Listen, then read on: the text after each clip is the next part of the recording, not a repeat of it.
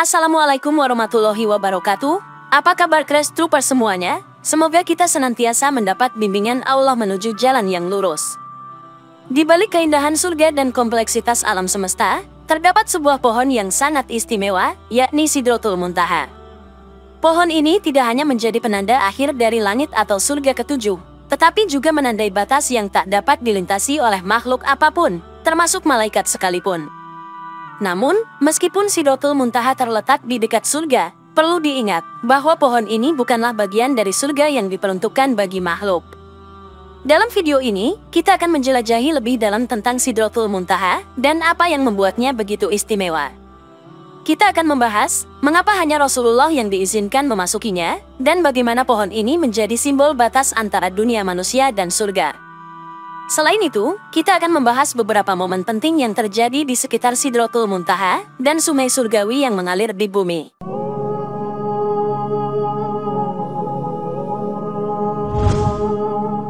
Sidratul Muntaha yang merupakan pohon batas antara surga dan dunia adalah sebuah tempat yang sangat istimewa.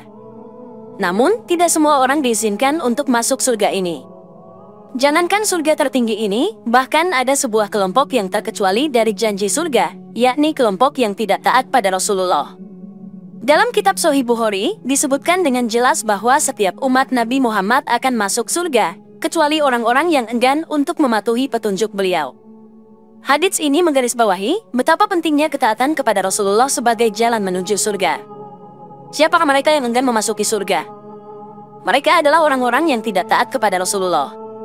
Ini adalah peringatan penting bagi umat Islam, bahwa mengikuti ajaran dan petunjuk Rasulullah adalah kunci untuk mendapatkan tempat di surga, walaupun bukan surga yang tertinggi seperti Sidratul Muntaha.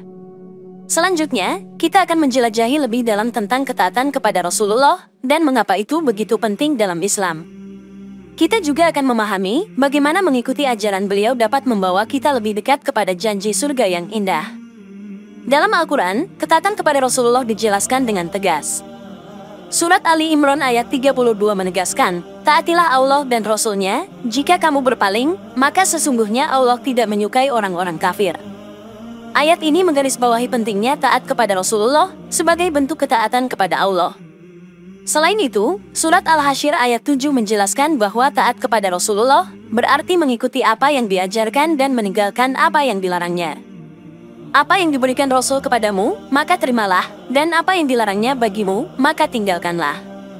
Rasulullah adalah pembawa kebenaran dan rahmat bagi seluruh alam, sesuai dengan surat Al-Anbiya ayat 107, dan kami tidak mengutus engkau, Muhammad, melainkan untuk menjadi rahmat bagi seluruh alam. Ini menunjukkan bahwa mengikuti ajaran dan petunjuk beliau adalah jalan menuju rahmat dan kebenaran. Sekarang, mari kita fokus pada Sidratul Muntaha, pohon yang menjadi pusat perhatian dalam narasi ini. Sidratul Muntaha bukanlah sembarang pohon, ia memiliki tempat istimewa dalam perjalanan Isra Miraj Rasulullah. Mungkin kita pernah mendengar tentang Isra Miraj, yaitu perjalanan spiritual Rasulullah ke langit yang menakjubkan. Sidratul Muntaha adalah salah satu keagungan Allah yang diperlihatkan kepada beliau selama perjalanan ini.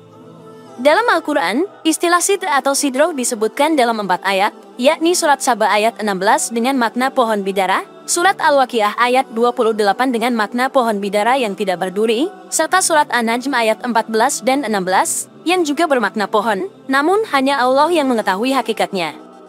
Dalam surat An-Najm ayat 14, istilah Sidratul Muntaha disebutkan secara eksplisit, sungguh, dia, Nabi Muhammad, benar-benar telah melihatnya pada waktu yang lain, yaitu ketika di Sidratul Muntaha. Seperti digambarkan dalam ayat tersebut, Sidratul Muntaha merupakan tempat di mana Rasulullah melihat malaikat Jibril dalam rupa aslinya.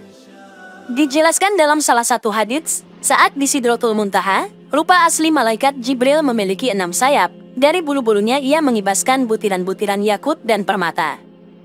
Namun, hanya Rasulullah yang diizinkan memasuki Sidratul Muntaha. Bahkan malaikat Jibril yang selalu mendampingi beliau, tidak diizinkan masuk ke dalamnya. Malaikat Jibril mengatakan, aku tidak bisa melewati tempat ini, tidak ada satupun yang diperintah melewati tempat ini kecuali engkau. Inilah salah satu tanda keistimewaan Rasulullah sebagai utusan Allah. Kemudian, keberadaan Sidratul Muntaha sendiri berada di dekat surga, sebagaimana ayat An-Najm, di dekatnya ada surga tempat tinggal. Nabi Muhammad melihat Jibril ketika Sidratul Muntaha dilingkupi oleh sesuatu yang melingkupinya. Maksud sesuatu yang melingkupi adalah cahaya yang agung. Dijelaskan oleh para ulama seperti pada tafsir Muqatil bin Sulaiman, dinamakan Sidratul Muntaha karena pohon ini merupakan puncak segala sesuatu yang naik dari bumi dan turun dari langit.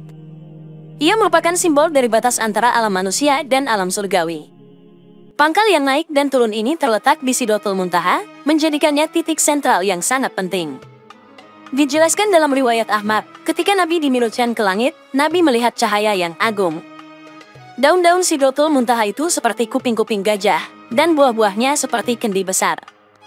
Setiap daunnya ditempati malaikat yang selalu berzikir pada Allah, sehingga Sidratul Muntaha layak disebut puncak ketinggian yang diketahui makhluk. Sidratul Muntaha juga dikenal sebagai pohon tempat terakhirnya arwah para syuhada yang senantiasa mendapat karunia rezeki Allah. Pohon ini berada di atas langit ketujuh, di sebelah kanan Arasy, dan memiliki dahan-dahan yang berupa mutiara, yakut, dan zabarjat. Setiap daunnya ditempati oleh malaikat yang selalu berzikir pada Allah.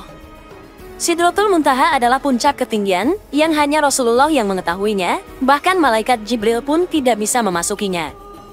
Selanjutnya, kita akan mengeksplorasi momen-momen penting yang terjadi di sekitar Sidratul Muntaha, seperti perintah sholat 5 waktu dan pemberian wujud Allah kepada Rasulullah. Setibanya di Sidratul Muntaha, salam yang terucap dari lisan Rasulullah adalah At-tahiyatul mubarakatus sholawatulillah. Lalu dijawab oleh Allah, Assalamu alaika ayyuhan nabi wa rahmatullahi wa barakatuh. Dijawab lagi oleh Rasulullah, Assalamu alaina wa ala ibadillahis sholihin. Bacaan inilah yang hingga sekarang menjadi bacaan tahiyat sholat kita selaku umat Rasulullah. Dikisahkan pula oleh Rasulullah, di sana aku disuguhi 2 gelas minuman, yang satu berisi susu, yang satu berisi homar. Keduanya ditawarkan kepadaku, dan aku memilih susu. Disampaikan kepadaku, engkau sudah benar, melaluimu, Allah telah menempatkan umatmu sesuai fitrah. Di sana pula Rasulullah mendapat perintah sholat 50 waktu, yang diusulkan Nabi Musa untuk dikurangi hingga akhirnya ditetapkan 5 waktu. Meski hanya 5 waktu, tetapi keutamaan dan keunggulannya menandingi 50 waktu. Sidratul Muntaha bukan hanya tempat yang menandai batas antara surga dan dunia, tetapi juga memiliki keterkaitan dengan sungai-sungai surgawi yang mengalir di bumi. Dalam bagian ini, kita akan menjelajahi sungai-sungai ini yang bersumber dari Sidratul Muntaha dan mengapa mereka memiliki makna yang penting dalam Islam. Ketika Rasulullah melakukan perjalanan Isra Mi'raj, salah satu pemandangan yang menakjubkan adalah keberadaan sungai surga. Dikisahkan bahwa ada 4 sungai yang keluar dari Sidratul Muntaha dan 2 di antaranya mengalir di bumi. 2 sungai ini adalah Nil dan Eufrat yang dikenal dalam sejarah peradaban manusia. Hal ini dikisahkan dalam hadis berikut, kemudian diperlihatkan kepadaku Sidratul Muntaha, yang ternyata bentuknya seperti kubah dengan daun jendelanya laksana telinga-telinga gajah. Di dasarnya ada 4 sungai yang berada di dalam, disebut batinan, dan di luar, disebut zahiran. Aku bertanya kepada Jibril, maka dia menjawab, adapun batinan berada di surga, sedangkan zahiran adalah Nil dan Eufrat, 2 nama sungai di surga. Mengutip buku Isra Mi'raj karya Ibnu Hajar al-Asqalani dan Imam As-Suyuti, dalam hadis riwayat Muslim disebutkan Sihun, Jihun, Sungai Nil, dan Eufrat, termasuk sungai-sungai surga. Maksud hadis tersebut, di bumi terdapat 4 sungai yang bersumber dari surga. Keempat sungai tersebut memang benar-benar ada di bumi. Sungai Nil dikenal dengan Mesirnya, Eufrat dengan peradaban Babilonia hingga Irak masa kini. Sementara, Seihan dan Jaihan disebut ada di Turki. Memang, tidak ada riwayat yang menyatakan bahwa Sungai Sihun dan Sungai Jihun bersumber dari akar Sidratul Muntaha. Hanya Nil dan Eufrat yang disebutkan bersumber dari sana. Artinya, ada 2 sungai surga yang tampak samar yang disebutkan hadits. Imam Nawawi menjelaskan bahwa Sungai Nil dan Eufrat bersumber dari surga. Keduanya keluar dari akar pohon Sidratul Muntaha, lalu mengalir kemana saja sesuai kehendak Allah. Selanjutnya, kedua sungai ini mengalir turun ke bumi dan mengalir di sana, akhirnya keluar dari dalam bumi sebagai mata air. Akhirnya, kita telah menjelajahi makna dan signifikansi dari Sidratul Muntaha, pohon yang menjadi penanda akhir surga ketujuh dan batas antara dunia manusia dengan alam surgawi. Kita juga telah memahami mengapa ketaatan kepada Allah dan Rasulullah adalah kunci untuk memasuki surga yang dijanjikan, walaupun bukan surga yang tertinggi Sidratul Muntaha. Sidratul Muntaha adalah simbol dari batas tertinggi dalam agama Islam, tempat di mana hanya Rasulullah yang diizinkan memasuki. Ini adalah salah satu misteri terbesar dalam agama ini, yang menggabungkan unsur surga dan dunia dalam satu tempat yang sangat istimewa. Semoga dapat bermanfaat untuk kita semua. Wallahu a'lam bishawab. Wassalamualaikum warahmatullahi wabarakatuh.